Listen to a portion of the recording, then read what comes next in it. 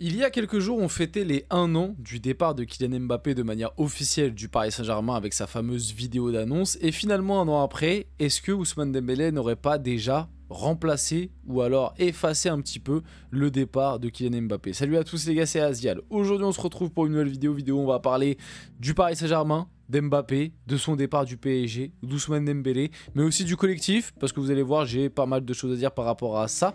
On va revenir aussi, bien évidemment, sur l'actualité du Paris Saint-Germain récente, où je le rappelle, parce que je suis très content, et c'est important de le rappeler, parce que on profite, parce que peut-être que dans 2-3 semaines, parce que ça arrive dans pas si longtemps que ça, peut-être qu'on sera tous tristes, qu'on sera tous au fond du caniveau, au fond du trou, donc on en profite, on est en finale de Ligue des Champions, profitons, voilà.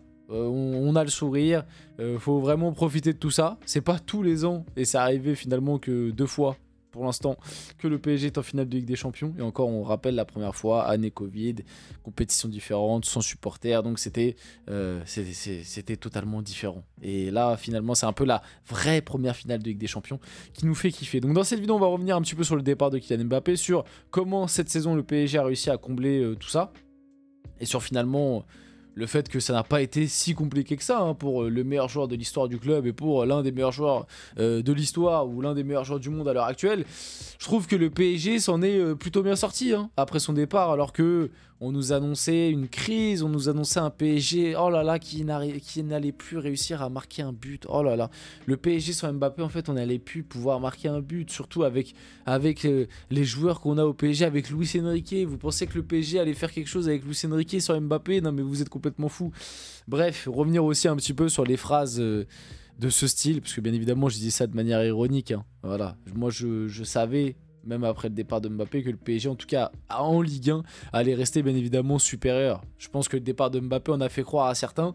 Malheureusement pour vous, on se rend bien compte que même limite son départ a apporté plus de bien qu'il a fait de mal au PSG. Donc on va discuter tout ça dans la vidéo. Bien évidemment, avant que la vidéo commence, n'hésitez pas à liker, commenter, partager et vous abonner, ça fait toujours plaisir, ça aide pour le développement de la chaîne. Et nous, on va y aller directement. Donc, comme je l'ai dit, ah oui c'est vrai, non, le diapo, on est parti un petit peu trop loin dans le diapo. On va revenir dans les premiers trucs. Voilà, comme j'ai dit, et on verra les autres actus après.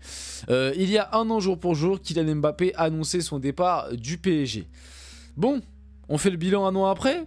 Bon, c'était il y a 1 an, il y a quelques jours, mais bref. 1 an après, au final, qu'est-ce qui s'est passé? On nous annonçait quelque chose de terrible. On nous annonçait un PSG qui n'allait plus passer les tours de Ligue des Champions. On nous annonçait un PSG qui n'allait pas être champion de Ligue 1. On nous annonçait un PSG qui offensivement n'allait plus réussir à marquer un but. Au final, on est 1 an après. On est en finale de Ligue des Champions. On a fait le triplé. C'est-à-dire, quand je dis... Enfin non, on n'a pas encore fait le triplé. Oula, je viens de me porter l'œil. On est en finale de Coupe de France plutôt. Même si on est en bonne voie pour normalement le faire, on va pas se mentir. On a remporté la Ligue 1 de manière assez unanime. On était même invincible il y a quelques temps. Chose qui n'avait jamais été faite, en tout cas de manière aussi longue avec Mbappé au PSG. On a remporté le trophée des champions face à Monaco. On a été auteur d'une magnifique saison. L'une des saisons les plus prolifiques d'ailleurs, je crois, de l'histoire du club en termes de buts marqués. Je trouve que c'est assez paradoxal l'année où Mbappé part que le PSG fasse l'une des meilleures saisons offensivement parlant, avec un style de jeu alléchant, avec une âme retrouvée dans cette équipe, peut-être une âme finalement que l'équipe même n'a jamais eu depuis en tout cas l'ère Laurent Blanc, ou un peu l'ère Thomas Tuchel. Bon, l'ère Thomas Tuchel je compte quand même, parce que l'ère Thomas Tuchel il y avait des trucs sympas, mais finalement depuis, on va dire... depuis 2020 et la finale de Ligue des Champions perdue, finalement le PSG n'avait peut-être plus cette âme. On a eu aussi eu le droit cette saison à un PSG collectif, peut-être le plus collectif qu'on ait eu depuis le début de l'ère QSI, et qu'est-ce que ça fait plaisir. Et puis on a eu aussi l'avènement d'une individualité, on va pas se mentir, Ousmane Dembélé, qui en termes de stats est dans la même case à peu près que ce que fait Mbappé cette année ou même ce qu'a fait Mbappé l'année dernière, tout en étant sur le terrain connecté à ses coéquipiers, tout en étant très actif sans ballon, tout en étant décisif dans les moments importants, ce que je reproche un peu à Mbappé, que ce soit cette année du côté du Real, où finalement quand tu prends les gros matchs, à part les classicos, bah après les classicos ça compte, mais si à part les classicos, oui il a été important, finalement tu prends les autres gros matchs, les quarts de finale, les huitièmes de finale, même les gros matchs de poule contre Liverpool, contre l'AC Milan, etc. Il est toujours passé au travers. ou en tout cas il a été quasiment pas impactant. Là où un Dembélé cette année c'est décisif en 8ème contre Liverpool, décisif en quart à l'aller, décisif en quart au retour, passe D à l'aller, passe D au retour, décisif en demi à l'aller, buteur, au retour il rentre parce qu'il revient d'une petite gêne, il est passeur décisif, il a été décisif à tous les tours de Ligue des Champions. Dembélé cette saison, si je me trompe pas, c'est décisif toutes les 66 minutes avec le PSG. C'est absolument exceptionnel, pardon. À noter aussi, on en avait parlé dans une précédente vidéo, que Dembélé a battu justement le record d'Mbappé en Ligue des Champions en termes de goal assist. C'est-à-dire que cette saison, Dembélé a plus de goal assist que Mbappé dans toute son histoire avec le PSG sur une saison en Ligue des Champions. Donc c'est-à-dire que cette saison, statistiquement, Dembélé a fait mieux qu'Mbappé en Ligue des Champions avec le PSG. Donc quand tu prends tout ça et tout ce qu'on dit en fait depuis plusieurs mois sur le PSG, sur le PSG de cette saison, sur Dembélé qui a pris ses responsabilités, son côté leadership, sa capacité à emmener les autres, est-ce que finalement Dembélé il a pas fait oublier Mbappé du PSG? Est-ce que finalement le départ d'Mbappé n'a pas été une bonne chose pour le PSG? Est-ce que finalement le PSG ne s'en sort pas mieux sans Mbappé que quand il était là? C'est un peu ça toutes les questions que j'ai envie de vous poser, même si moi j'ai déjà la réponse. C'est bien évidemment un oui. C'est bien évidemment un oui. C'est-à-dire que pour moi, oui. Au-delà de Dembélé, parce qu'en fait Dembélé c'est le truc facile, parce que comme je viens de vous l'expliquer, Dembélé c'est un peu l'individualité qui ressort. Mais au-delà de Dembélé, Luis Enrique a réussi par un collectif très puissant et une âme dans cette équipe, il a réussi à complètement banaliser le départ d'un joueur comme Kylian Mbappé qui, on va pas se mentir, quand même statistiquement t'apportait des choses. Sauf que un peu comme cette année du côté du Real, statistiquement c'est très bien et t'apporte des choses, mais au final on se rend compte que ces statistiques ne t'apportent pas de trophées, ou alors ne t'apportent pas les trophées importants, parce que pendant des années on a attendu au PSG que Mbappé il t'emmène en finale de Ligue des Champions, il te la fasse gagner, parce que remporter la Ligue 1, la Coupe de France et le Trophée des Champions, comme je vous l'ai toujours dit, Mbappé il peut mettre 50 buts par an, si au final à la fin de l'année tu remportes juste la Ligue 1, et bah on s'en fout, entre guillemets, puisque la Ligue 1, on l'a gagné déjà avec Zlatan, on l'a gagné, enfin, ce que je veux dire, c'est que la Ligue 1, dans tous les cas, je savais très bien qu'on l'a gagné même sans Mbappé. Tu vois, l'année dernière, quand Mbappé il est parti, je m'attendais pas, je suis honnête, je m'attendais pas à un parcours aussi exceptionnel en Ligue des Champions, mais par contre, en Ligue 1, j'avais aucun doute. J'avais aucun doute que le PSG allait encore écraser la Ligue 1, parce qu'on a quand même un effectif de très bonne qualité, parce qu'on a Luis Enrique comme entraîneur, qui est l'un des meilleurs entraîneurs au monde, et il nous l'a prouvé cette saison, avec une idée tactique très forte, et on a des joueurs de qualité tout simplement. Donc. Et on a montré que on était une vraie équipe cette année. Donc je savais qu'en Ligue 1, ça allait rouler, qu'on allait être champion, même si les autres clubs pensaient que, ils sont très vite compris que non.